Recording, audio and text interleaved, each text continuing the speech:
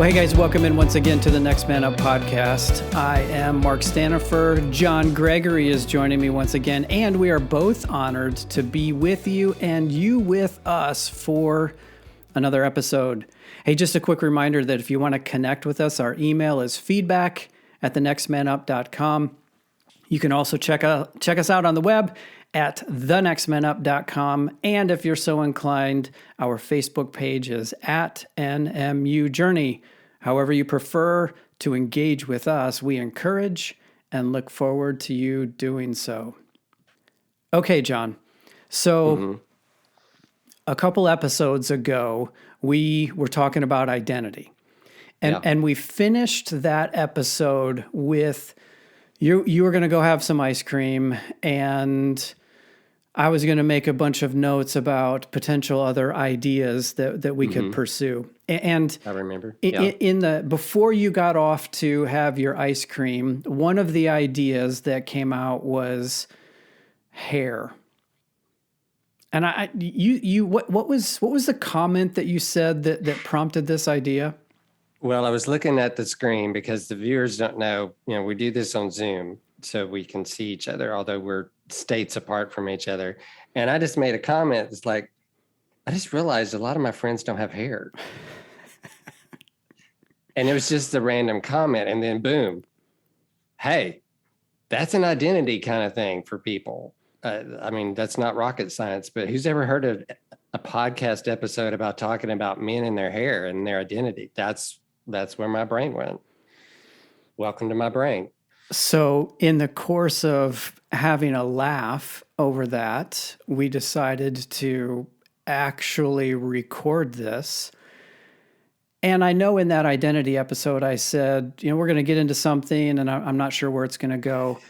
I literally have no idea where this is going to go today, but in the adventure of doing this and with the intent to have some fun, because I said this a while ago, that I tend towards serious and pretty intense in my thinking and my approach. We're just gonna have a little fun with this, and maybe it's comedic and enjoyable for the listeners, a little diversion. Yeah, there we go. So, as you were saying, many of my friends are bald. Well, you didn't use bald. You said don't have hair. Yeah. Trying to be sensitive. And we were talking about how much hair can define us as guys, right? I don't know that you know this about me, but I've been cutting my own hair for, I don't know, probably at least a decade. Prior to that, my wife was doing it because it had gotten so thin and I preferred it short that I'm like, why am I paying a barber to do this? Why can't I just pay $20 for some clippers and pocket the money? But how I describe that event for me is when I said no to the barber and yes to home, it was like breaking up with my barber. Those are the words. I haven't told this story in a long time, but literally I would say, I get that. I'm breaking up with my barber. And what I had to get comfortable with, this is just where I'm at. And there's no going back. It's not what I wanted. It didn't play out. I look at some guys today, and even as I'm talking, I can picture these guys, and their head is full of lush, thick, non-gray or dark hair. And if I'm not careful, I can get myself to be a little bit jealous. But it was a whole thing for me, to admit that it ain't coming back. It's time to move on, and I've got to break up with my barber. That's awesome. That's a really, really good story because it's honest. It's what probably a lot of guys, I haven't reached that stage yet. I have way too much hair on my head, so I don't know that I ever will. But that's a lot of guys deal with this. Rogaine, right? Right. Absolutely. So if this is a real thing for people, then why shouldn't we talk about it? Would you believe I made, so listeners, if you've seen my picture, you know I've got it short cropped. Most of the top of I've got male pattern baldness. Let's just say it like it is. And I keep I don't even know what that means. It Can means, you say what? I don't know what that means. It means male pattern baldness. Yes. Well, see, obviously this is not a problem that you have to deal with. Well, I get it. So help me out. It means you don't have hair on the top of your head. Okay. You picture the monks from the medieval ages, right? They might have actually shaved their hair off the top of their head, Okay. but that ring around your ears and on Lord the back of your head. Please tell me you're never going to do that. I'm never going to do that. Thank you. So that's a great setup. So I keep my hair short. I've tended towards short anyway. Even when I had hair, growing it long was just not a good look for me. Even when it was popular, it was not a good look for me.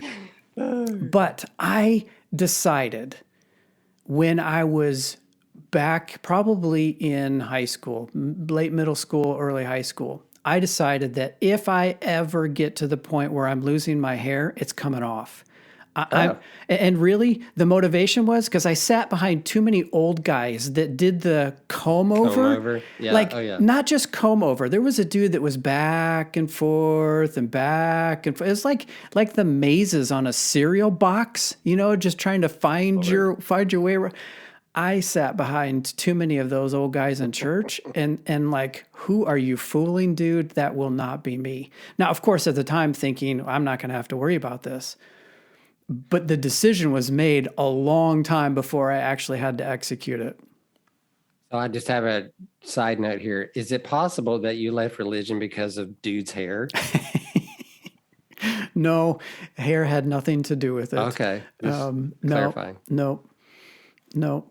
But I had made that decision long in advance because of dude's hair. Like, come on, who are you fooling here? And so this is us treating the topic of who we are and our identity with a little bit of humor and maybe with some more straight talk, but like, I was not going to be that guy. But just think about what you just said. I mean, taking it a little deep here for a second, those guys who choose to do that, and I'm sorry if you're listening and you have a comb over, but those guys, there's an identity choice right there. That's right. Am I right? Yeah, they're holding on to something. Whatever that's all about. And so you said, no. Yep. And that was a step. That was a shift. It didn't happen in that moment, but you'd already made that decision. That's not going to be me. Yep. Yeah, now look at me. I just have a shiny dome that... I mean, I've also said this a number of times to people. You can do a lot with material. You can color the material, you can style the material, but when the material is gone, you can't do squat, man. You just can't do squat other than shave it off. So do we want to go down the road here of a different kind of road as dads when you're dealing with your son's choice of what to do with their hair? Do we want to go down this road? Well, where might it lead? What do you have in mind? I can't speak to this because I haven't had this experience. I'm just wondering out loud if sometimes that's, oh, wow. Suddenly I got real serious in my brain. What if this is a choice that's between the dad and the son at some point that says, I'm no longer going to tell my son, this is what the kind of hairstyle he has to have, the kind of haircut he has to maintain. From here on, it's up to him. That sounds like a thing. Yeah. Is that a thing? Sure. And then when they make a choice, you're like, what in the world? Why did they color it or shave half of it off or do a mohawk, whatever they did?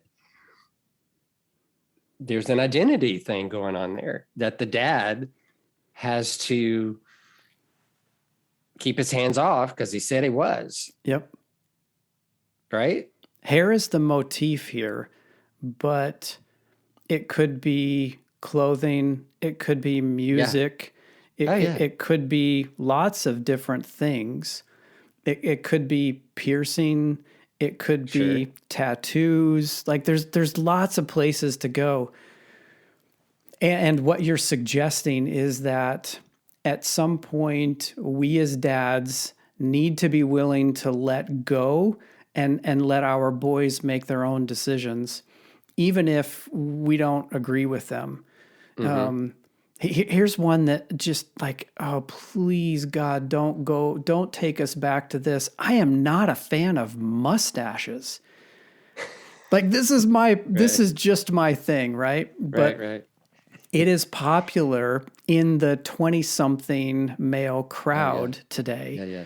Sort of like beards were popular Facial for hair. a spell, Yeah. and then goatees prior to that. Like mustaches are coming back, and I'm like, oh, please no.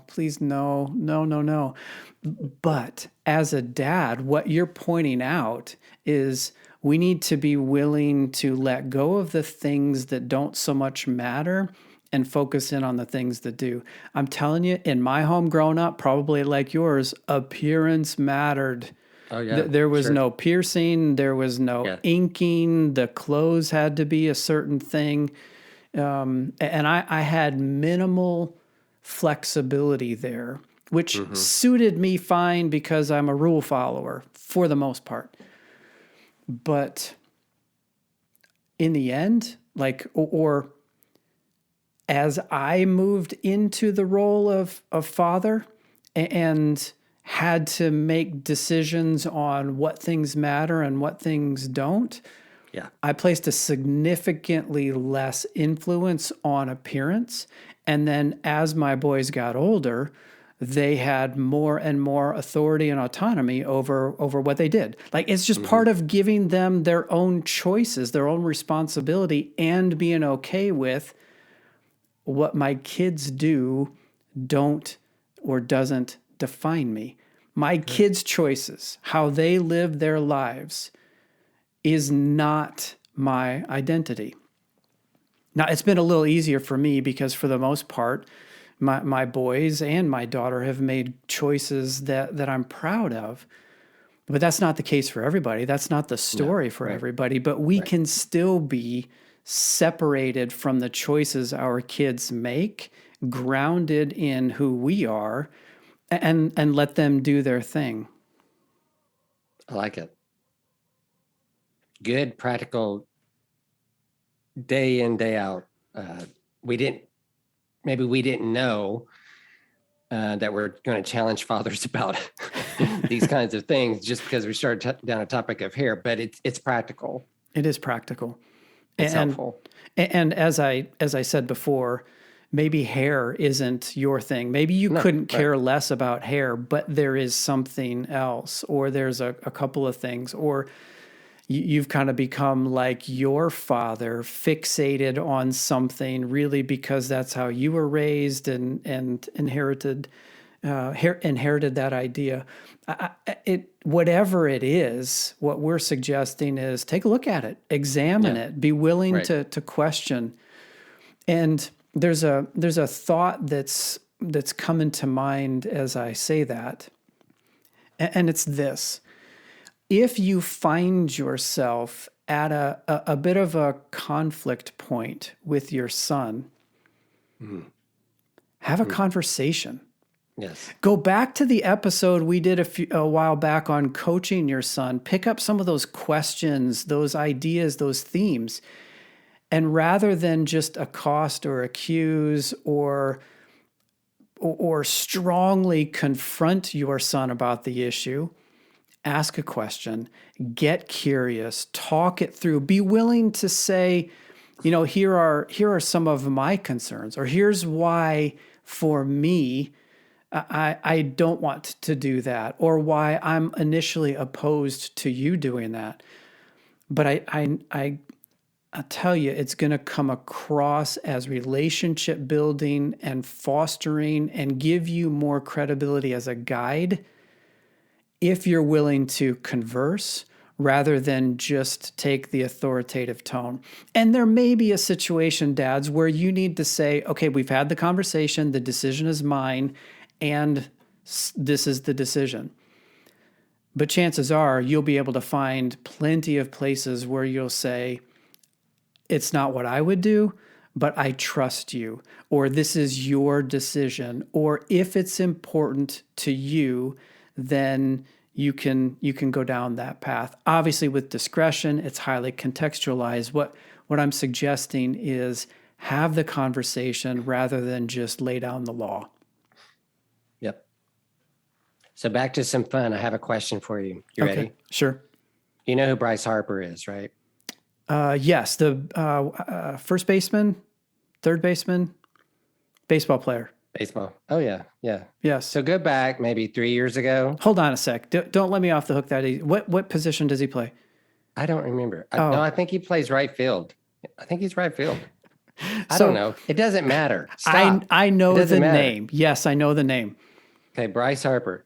When he was, the up-and-coming star, of course, now he's been in that position forever. It felt like every highlight was about him taking off his helmet and showing his flow. So my question is, did that bother you? Did seeing Bryce Harper's flow, did Bryce Harper's flow cause you jealousy? Not today. Like, I want that flow. Not today. No, now maybe back in the day. Actually, I am a hockey fan. Grew up a hockey fan. One of my favorite players was Steve. Oh, there's some hair identity right there. Stevie Yzerman back in the 80s and 90s. And a popular hairstyle for hockey players was mullet-like. Ish. But it would curl out the back of their helmets. Right. I so wanted that, man. I so wanted it. I couldn't. I tried occasionally, and what I would end up with is like curly Q neck hair, and then I just couldn't stand it anymore. But watching the hockey player with the flowing hair out the back of his helmet, that's what did it for me. Well, I appreciate your vulnerability in this episode. I'm curious to see what we call it. We don't know what we're going to call this episode, so I'm curious to see what the label is going to be for this one. Yeah, we'll figure it out. And if listeners, if this is when you're like, hit stop and done, we will fully understand. Maybe you can give us another shot because we do have some more good things to talk about. But nonetheless, at least we didn't go down the road of singing songs from the musical Hair. That's true. That's true. Because we don't know them. That was an idea that we probably were wise to just shoot down. So that's right. Anyway, had a little bit of fun with this episode. Certainly we did. Hopefully you guys did as well. And there's some salient points in here nonetheless about who we are, about how we help our sons become who they were created to be and continue on this adventure of discovery and growth. John, thank you for drawing out stories from my life that never otherwise would have made an appearance. I'll pay you later. And listeners, thank you for letting us have a little bit of fun. Hopefully it was a little fun for you. And as always, we'll be back, same bat time, same bat channel next week. Adios.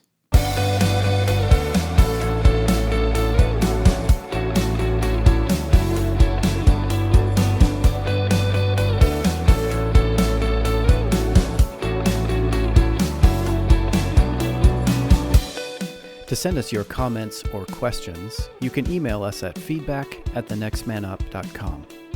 The theme music is by Jacob Stanifer at Jacob Stanifer Music, and this show is part of the NRT Podcast Network.